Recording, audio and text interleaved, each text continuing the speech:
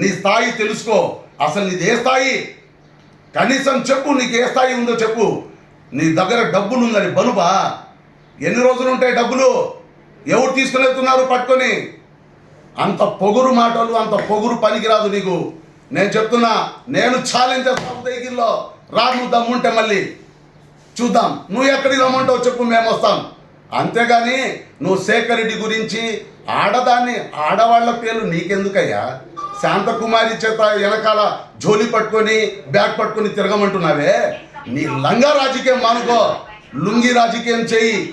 నీకు దమ్ముంటే లుంగి రాజకీయంలోకి రా. నీ లంగా రాజకీయాలు నువ్వు మాట్లాడే వాళ్ళ దగ్గర నేర్చుకో. మా దగ్గర నువ్వు మాట్లాడకాకు.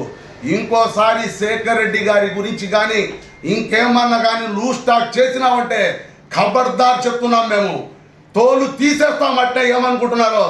సురేష్ గారు క్రమశిక్షణ నేర్పించారు. లేదంటే ఈ పాటికి ఇంటి మీద ఉండేవాళ్ళం మేమందరం ఉదయగిరిలో. అది తెలుసుకో. మా సురేష్ అన్న ఒక్క అభివృద్ధి చేద్దాం రియాజ్ భాయ్, అవసరంలే మాకు. ఎవరేం చేసినా బాధ మాకు తెలుసు. మేము పడినాం వైసీపీలో. మా మీద కేసులు పెట్టారు. నా మీద ఎవరో పెట్టలే, శేఖర్ అన్నే పెట్టించాడు. అయినా కూడా ఈరోజు శేఖర్ అన్న మాకు దేవుడు. ఎందుకో తెలుసా? అప్పుడు ఉన్నప్పుడు ఆయన చెవులో నీలాంటి చంచాలు మాట్లాడి ఆయన ఎక్కిచ్చి లేనిపోని అన్ని చెప్పించుకొని ఫోన్లు చెప్పించుకున్నారు మీరు.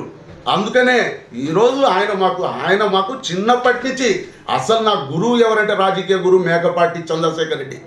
మా నాన్నగారు ఉన్నప్పటి నుంచి ముందు నుంచి మేకపాటి వాళ్ళతోటి కానీ ఆనం వాళ్ళతోటి కానీ మాగుంట వాళ్ళతోటి కానీ తిరిగిన వ్యక్తులం మేము వాళ్ళ దగ్గర నేర్చుకున్నాం రాజకీయం. నీలా లంగా రాజకీయం, లుచ్చా రాజకీయం నేర్చుకోలే. అది గుర్తుపెట్టుకో. నువ్వేమో అనుకుంటున్నావు, ఏదో పెద్ద చేసేద్దాం అనుకుంటున్నావు.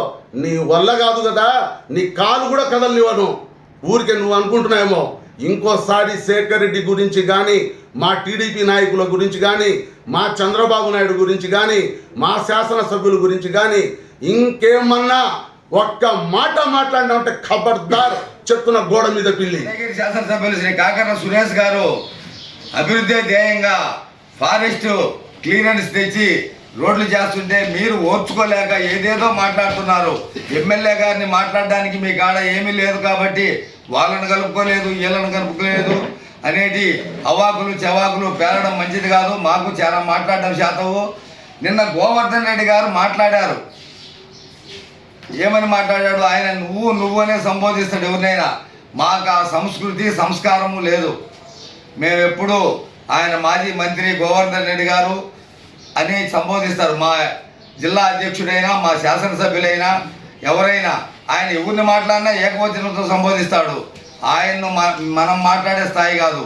ఆయనకు మా ముఖ్యమంత్రి గారి గురించి మాట్లాడే స్థాయి అస్సలు లేదు. ఆయన మాట్లాడినందుకు శేఖర్ రెడ్డి గారు మాట్లాడారు.